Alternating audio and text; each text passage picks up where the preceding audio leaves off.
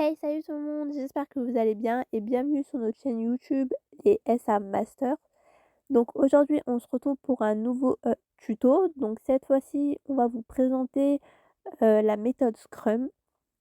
Donc on espère que cette vidéo vous plaira et qu'elle vous sera utile pour réaliser vos futurs projets.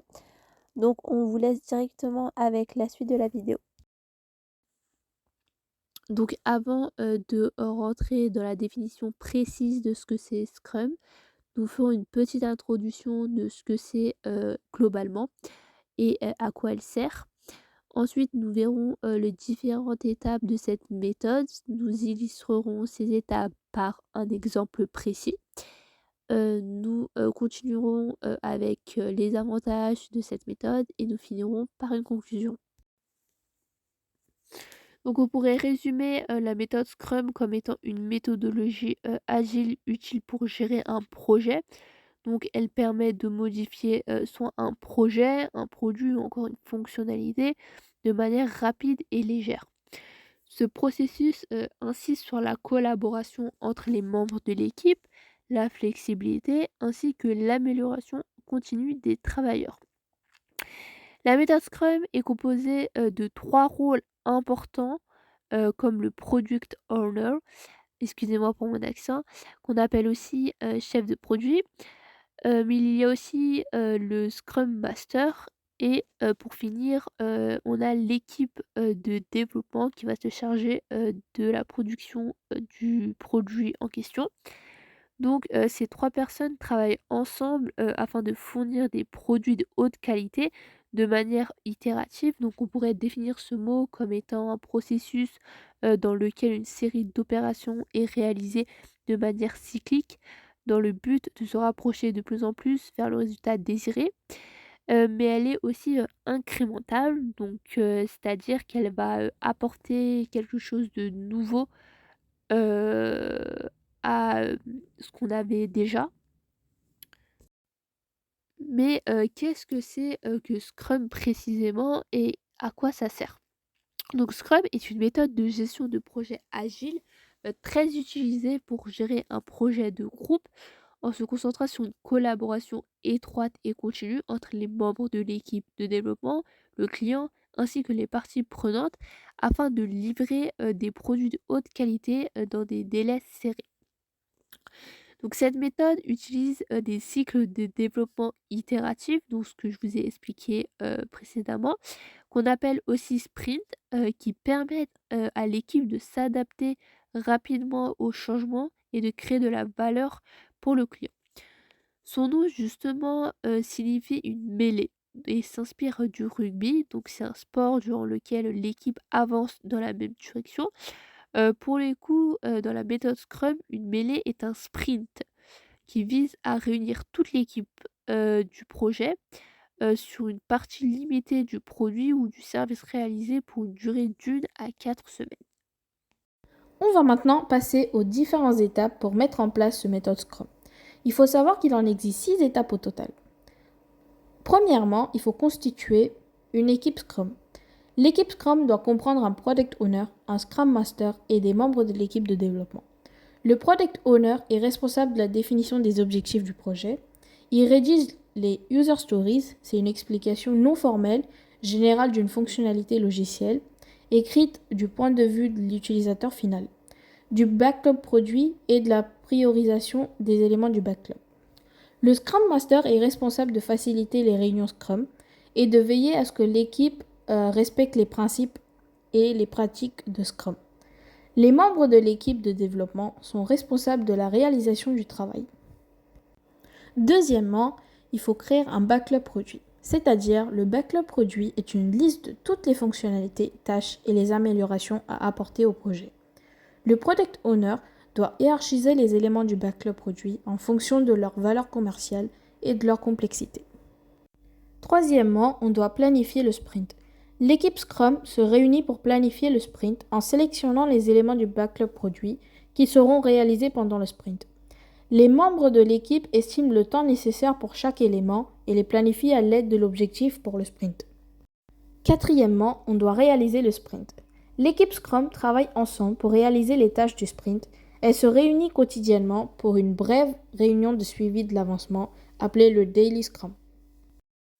Cinquièmement, on fait le point à la fin du sprint, c'est-à-dire l'équipe organise une revue pour présenter le travail accompli durant la période. Les parties prenantes examinent les éléments terminés du backlog produit et fournissent des commentaires.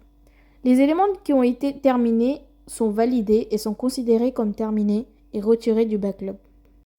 Et enfin, voici la dernière étape. Rétrospective de la sprint. L'équipe se réunit ensuite pour une rétrospective. Les membres de l'équipe discutent de ce qui a bien fonctionné pendant la sprint, ce qui n'a pas bien fonctionné, et comment ils peuvent améliorer leur processus pour la prochaine sprint. Ils mettent en place un plan d'amélioration continue de leurs pratiques et de leurs résultats. Elles se concentrent sur l'amélioration continue du produit et du processus de Scrum. Donc pour illustrer ces étapes, on va tout simplement passer à un exemple. On va prendre l'exemple d'une équipe de développement de logiciels travaillant sur un projet de développement d'une application mobile pour une entreprise de commerce électronique. Donc l'application devrait permettre aux utilisateurs de parcourir les produits, de passer des commandes, ainsi que de suivre leur livraison. Donc dans la première étape, comme je vous l'ai dit précédemment, il s'agit de planifier le sprint. Donc l'équipe Scrum va se réunir pour planifier ce sprint. Donc ils décident de travailler sur la fonctionnalité de recherche de produits pour ce sprint. Et donc ils estiment que cela prendrait environ 2 semaines pour la terminer. Donc dans l'étape 2, il s'agit maintenant de faire une réunion quotidienne. Donc tous les jours pendant le sprint, l'équipe se réunit pour discuter de leur progression. Donc le développeur d'interface utilisateur explique qu'il a terminé la conception de l'écran de recherche de produits et qu'il travaille désormais sur l'intégration de l'API de recherche. Donc le développeur back-end, quant à lui, explique qu'il a créé une API de recherche de base et travaille sur la mise en place des filtres de recherche. Donc on va ensuite passer à l'étape suivante, donc la review du sprint. Donc à la fin de la réunion, l'équipe organise une review du sprint pour présenter la fonctionnalité de recherche de produits aux parties prenantes. Donc les parties prenantes testent le produit en question, donc ici l'application, et donnent leur avis. Ils sont satisfaits de la fonctionnalité et de la recherche de produits, mais notent que la vitesse de recherche pourrait être améliorée.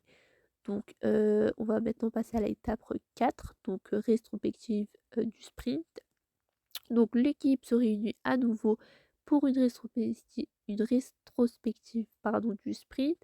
Ils discutent de ce qui a bien fonctionné, de ce qui a mal fonctionné et décident par exemple de passer plus de temps à optimiser la vitesse de recherche pour le prochain sprint. Enfin, pour finir, ils vont planifier à nouveau le prochain sprint. Donc ils décident de travailler sur la fonctionnalité de commande pour le prochain sprint et ils estiment que cela prendrait environ 3 semaines pour le terminer. Donc ce cycle va se répéter jusqu'à que toutes les fonctionnalités de l'application soient développées et que l'application soit prête à être lancée. La méthode Scrum permet à l'équipe de travailler de manière itérative et d'adapter leur travail en fonction des commentaires, donc des opinions, des avis des parties prenantes et des résultats de chaque sprint. Pour en conclure, cette méthode agile Scrum est un cycle de développement court durant lequel on s'adapte constamment aux besoins du client et au Scrum Master. C'est donc un cadre agile qui peut aider les organisations à gérer les processus de développement de produits de manière plus efficace. Donc ce tuto est à présent terminé. J'espère qu'il vous aura plu et j'espère qu'il vous sera utile dans vos futurs projets de groupe, que ce soit au collège, au lycée ou à l'université. Donc je vous souhaite un bon courage et une très belle journée et on se retrouve pour une nouvelle vidéo.